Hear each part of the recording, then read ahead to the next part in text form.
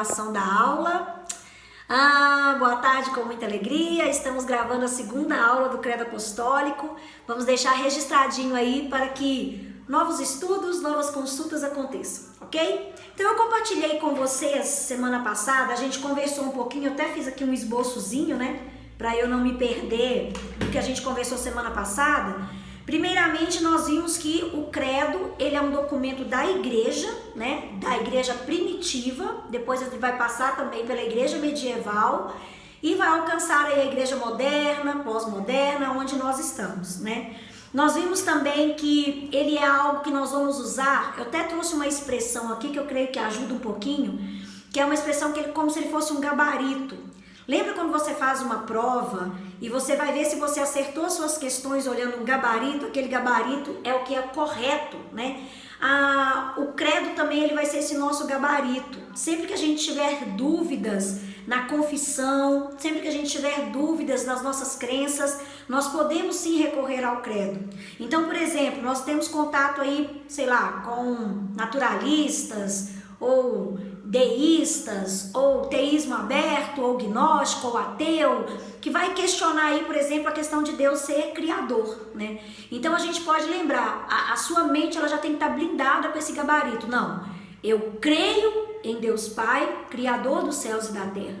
Então quando a sua mente ela já está blindada com esse conhecimento, aquilo que é mentira, heresia, aquilo que vai vir contra a palavra de Deus não vai alcançar você com tanta facilidade, né? Por quê? Porque você já tem ali um escudo de conhecimento do que é a profissão de fé que você defende, né? Nós vimos também que esse tipo de ensino ele define a nossa fé em Cristo.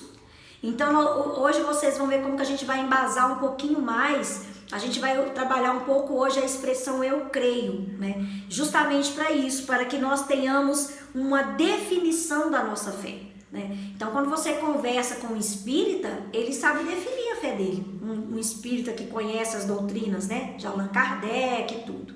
Um católico professo, um católico praticante, ele também sabe confessar aquilo que ele crê. E, infelizmente, a igreja protestante, por passar aí um bom período sem se interessar por estudos bíblicos, eu não vou aqui me arriscar em falar que por volta de 80% dos nossos frequentadores de igreja não sabe nem definir a fé que professa, né? Tem um Deus místico que atende a algum pedido mediante alguma campanha, alguma oração que foi feita com um voto que fez e pagou esse voto com alguma oferta, e ele acha que relacionar com Deus é isso. Ele não tem uma profissão de fé convicta.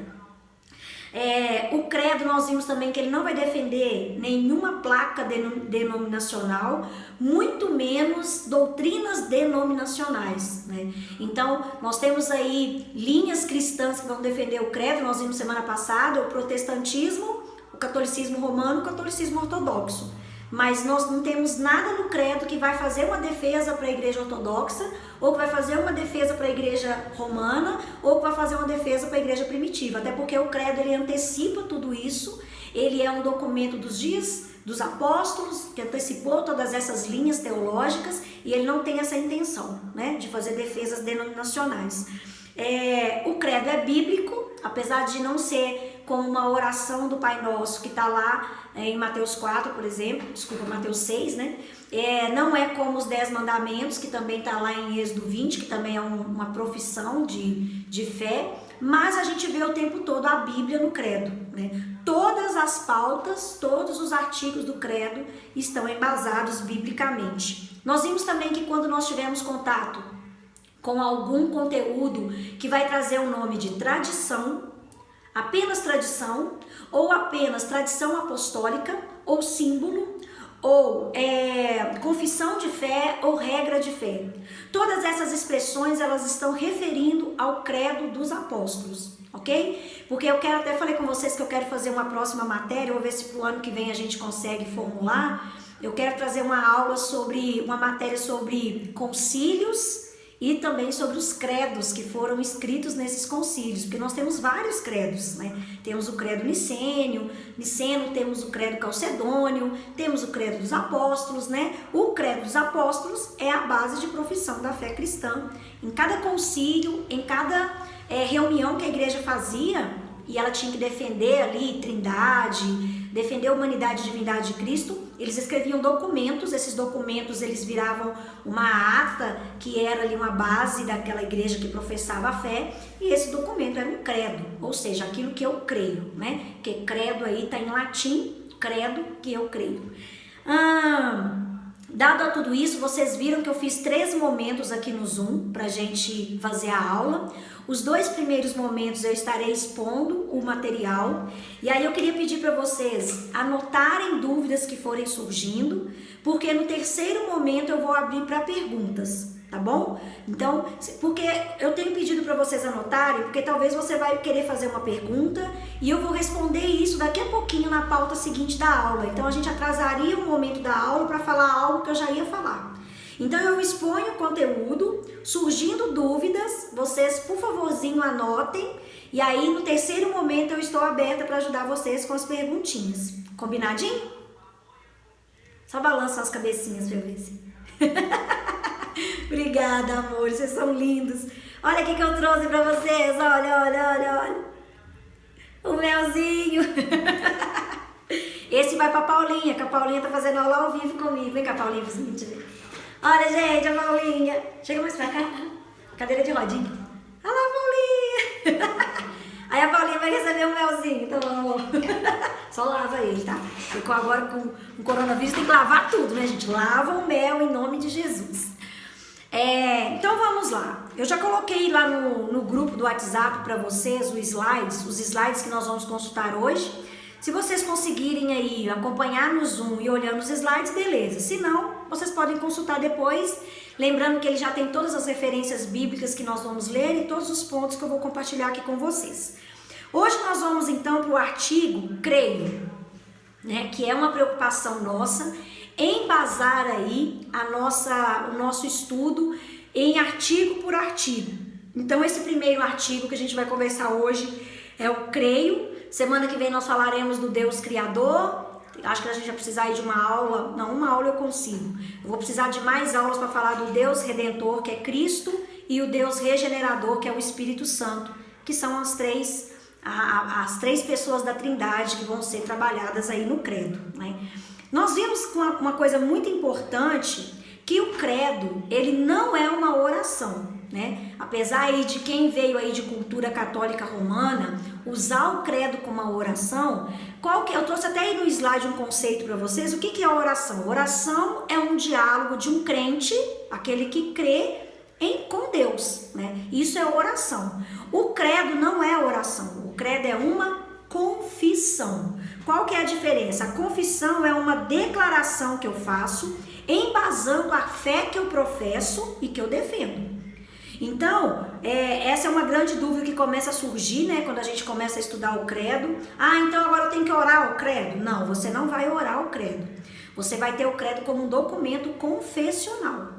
Então, na hora que você for ter seu momento de oração, que você colocar lá um louvor, que você for adorar a Deus, você não vai ficar lá, creio em Deus Pai, Todo-Poderoso. Não é momento para isso. Qual que é o momento de você confessar o credo? Quando você estiver estudando a Bíblia, quando você estiver estudando algum artigo da igreja primitiva, quando você tiver que conversar com alguém para expor a sua fé. Então, o credo ele é extremamente evangelístico. Por quê? Porque hoje, infelizmente, o John Piper ele tem falado isso, né? Ele tem falado, nós temos vivido um momento tão difícil que a gente tem que evangelizar os cristãos.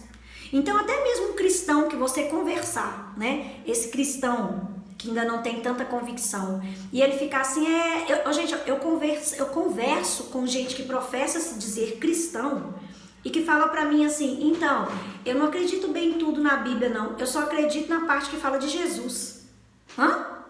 Como assim? Não, porque eu acho que é história. Então isso coloca, gente, um ponto para nós trabalharmos até mesmo dentro da igreja. Como eu disse, o credo, ele é um documento para a gente começar a trabalhar lá nas classes dominicais, com as crianças. Por quê? Porque ele é ensino de fé. Então o credo, lembrando, ele não é uma oração, ele é uma confissão. Ok? E aí eu queria que a gente lesse, né, esse artigo, eu vou ler ele com vocês a cada início da aula, para a gente aí repassar como que a nossa fé está embasada desde os apóstolos, desde a igreja primitiva. Eu trouxe para vocês aí uma tradução usada pela Igreja Luterana do Brasil, que é o mais próximo do tradicionalismo cristão que nós temos, né? Então, e aí também a gente vai ter aquelas correções que eu trabalhei com vocês, algumas correções muito precisas, principalmente quando coloca a obra do Espírito Santo. Isso é muito importante, né? Então, a tradução correta do credo é essa aqui, né? E como eu disse para vocês, podem pegar esse documento, levar ele numa igreja católica se você tem interesse, conversar com o padre e ele vai concordar com você com essa tradução aqui que a gente tem, tá bom?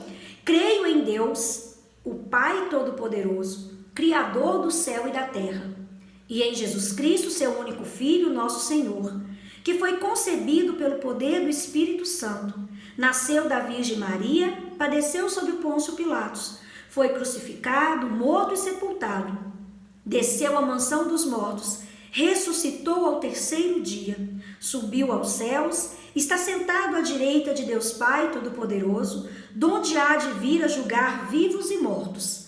Creio no Espírito Santo. Qual que é a obra do Espírito Santo? A Santa Igreja Católica, a comunhão dos santos, a remissão dos pecados, a ressurreição da carne e a vida eterna. Último artigo, amém. Né? Então, lembrando aí que a obra do Espírito Santo é a Igreja Católica, essa expressão católica, ela quer dizer universal.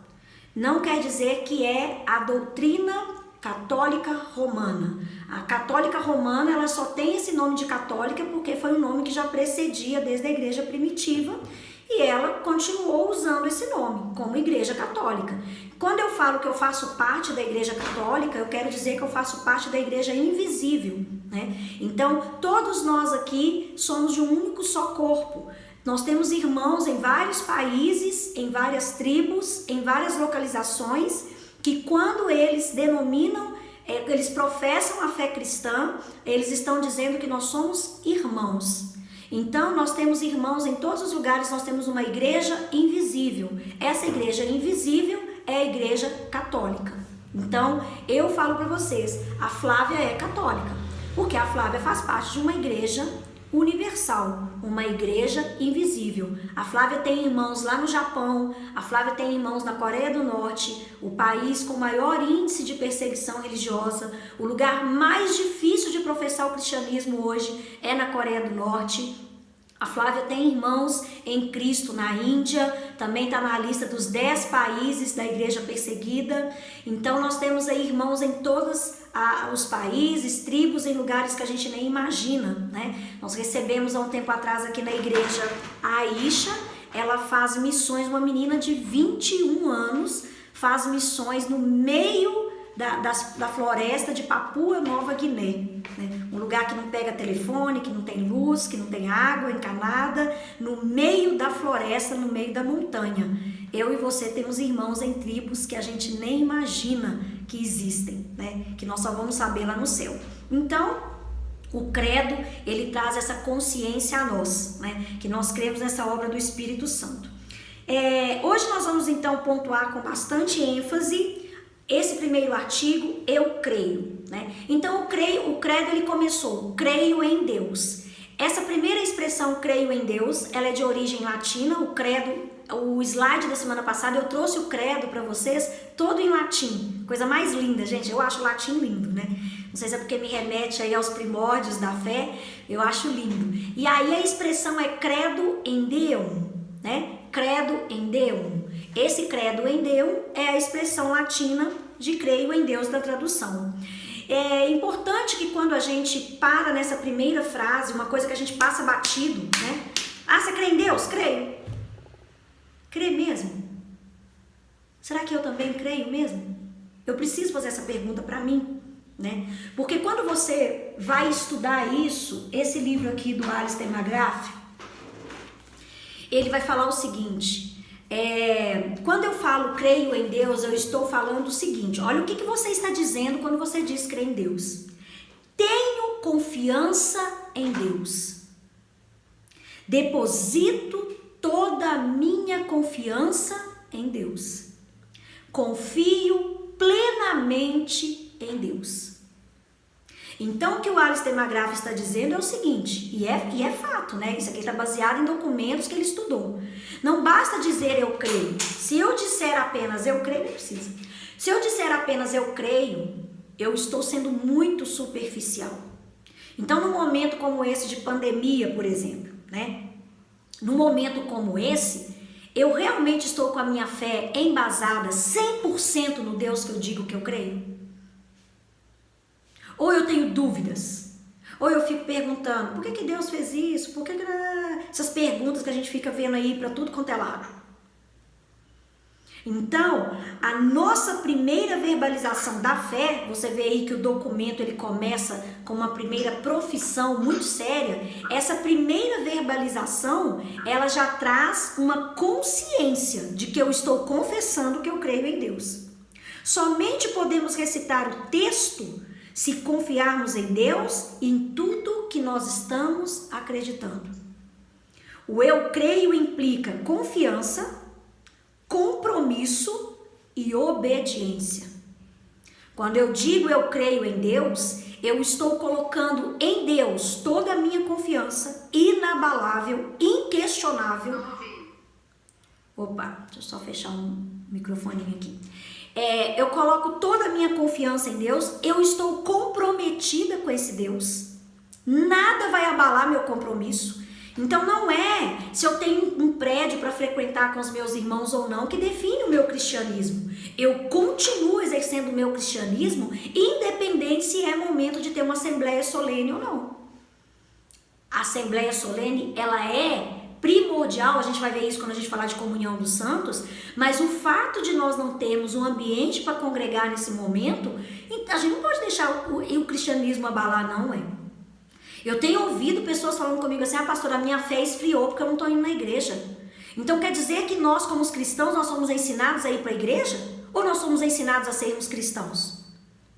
O problema é que a igreja brasileira, principalmente, ela não foi ensinada a ser cristã. Ela foi ensinada a frequentar um lugar. Ela foi ensinada a ter alguém abrindo a Bíblia e lendo para ela. Então você tem que manter uma rotina de estudo bíblico. Você não pode abandonar o tempo de estudo bíblico. Você não pode abandonar a comunhão com seus irmãos. Hoje a tecnologia nos ajuda tanto. Então, se você tem aí um ministério, você tem toda a tecnologia para viabilizar o seu ministério. Você tem condições de continuar montando estudos, de continuar pastoreando as pessoas do seu ministério, as crianças, se você é ministro de crianças na igreja. Nós não podemos condicionar o nosso cristianismo a um tempo exclusivo de condições aí de frequentar um lugar.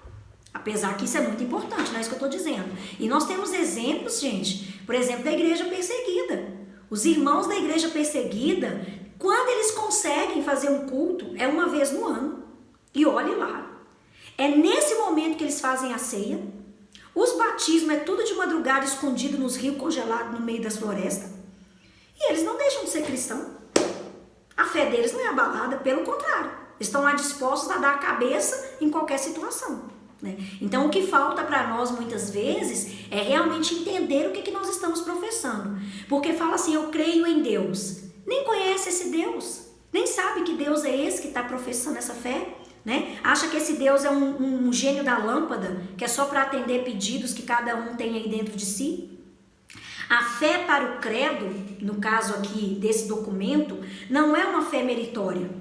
Não é uma fé que eu não mereço nada, mas ela é uma autodenúncia, aonde o pecador ele confessa a sua dependência em Deus. Quando eu começo a dizer isso, eu creio em Deus, o que eu estou dizendo? A Flávia não merece nada. Tudo que ela tem é pela graça. E ela depende desse Deus que tão amorosamente veio ao encontro dela. Como está lá em Romanos 5, a partir do versículo 7, que vai dizer que pode ser que por alguém bom, Deus até morreria. Mas Cristo morreu por mim e por nós, provando o seu amor quando nós ainda nos éramos pecadores.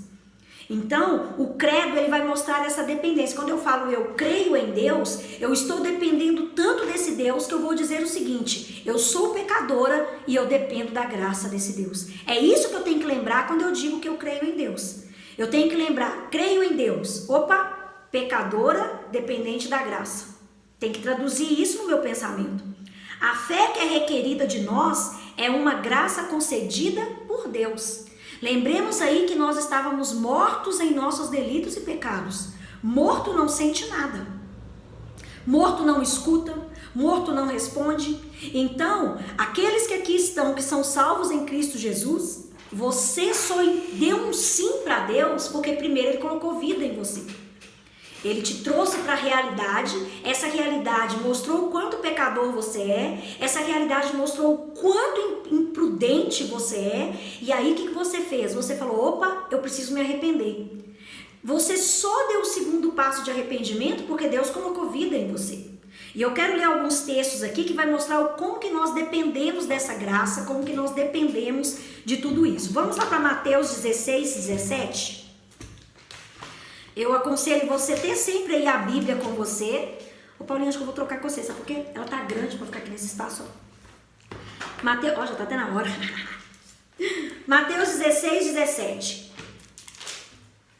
Então Jesus lhes afirmou: bem-aventurado tu és, Simão Bajonas, porque não foi carne nem sangue que tu revelaram, mas meu Pai que estás nos céus. Aqui é a confissão de Pedro que Jesus é o Cristo, e ali Jesus fala para ele: você não está sabendo isso aí porque você é bonitinho, não é porque você leu muito a Bíblia, não é porque você foi na escola, não é porque você é um menino caridoso, não, você teve essa revelação que quem te revelou isso foi Deus, né?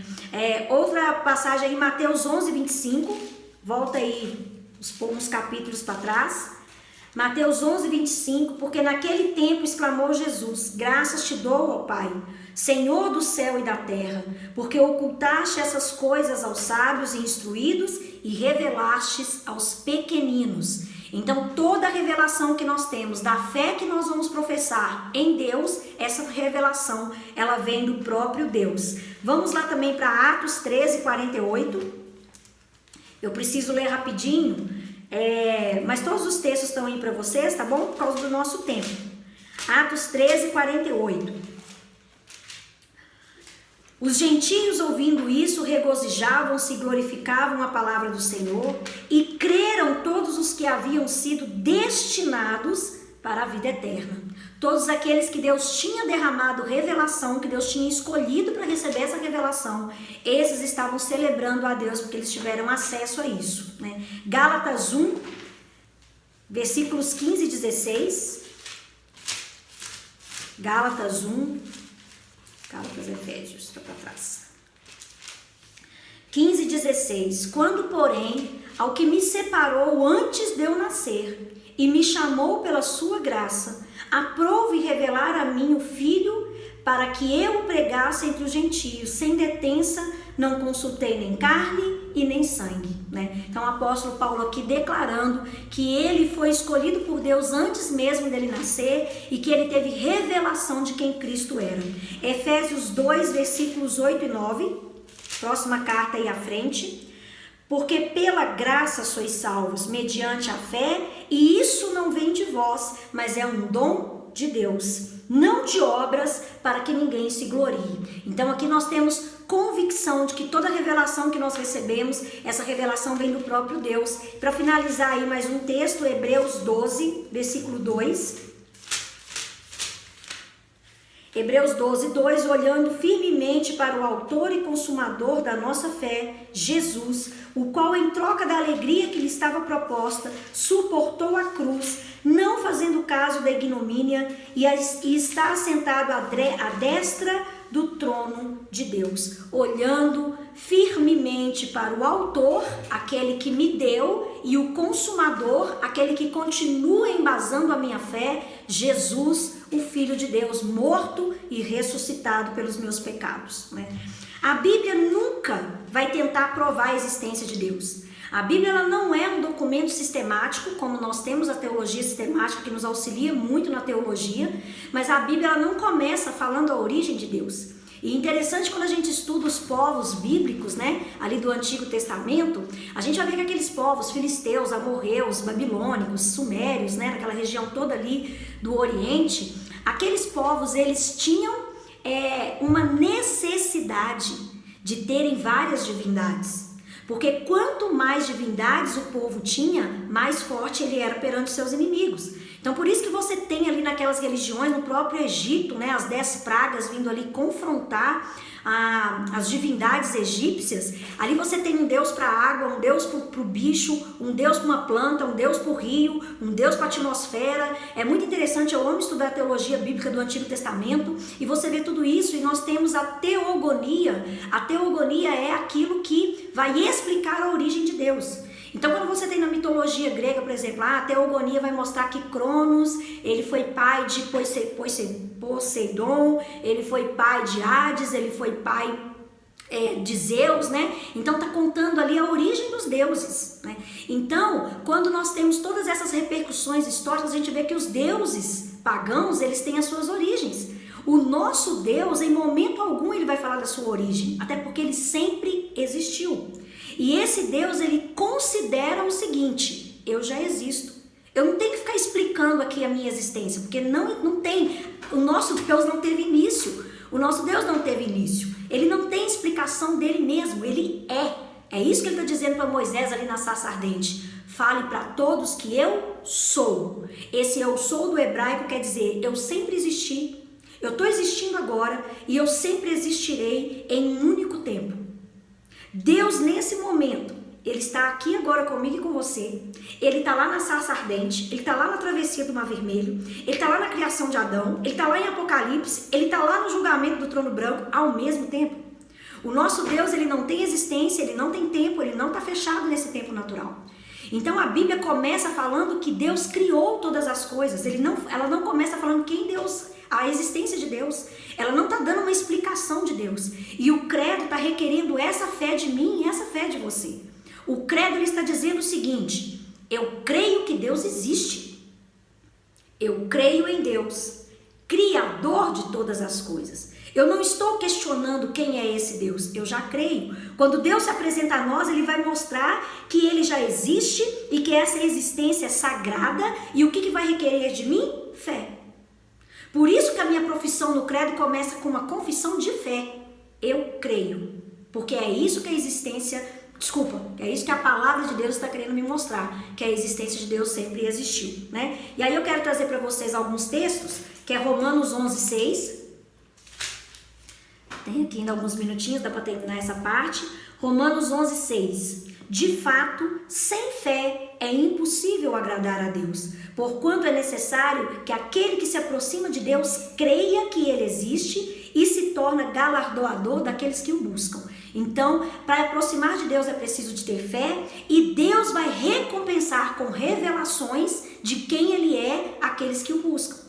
Vocês que estão aqui, eu creio que o conteúdo não é o que vai revelar a vocês, é justamente o fato de vocês estarem buscando. Deus recompensará vocês revelando quem ele é. Nem é nessa aula aqui, porque eu creio que a revelação desse ensino não está preso nesse momento da aula. Vocês continuarão tendo revelações, vocês passarão a ler as escrituras vendo que um Deus sempre existiu e que esse Deus requer fé de vocês, de mim, para que nós consigamos relacionar com esse Deus, né? Outro texto aí é Romanos 1, do 18 ao 31.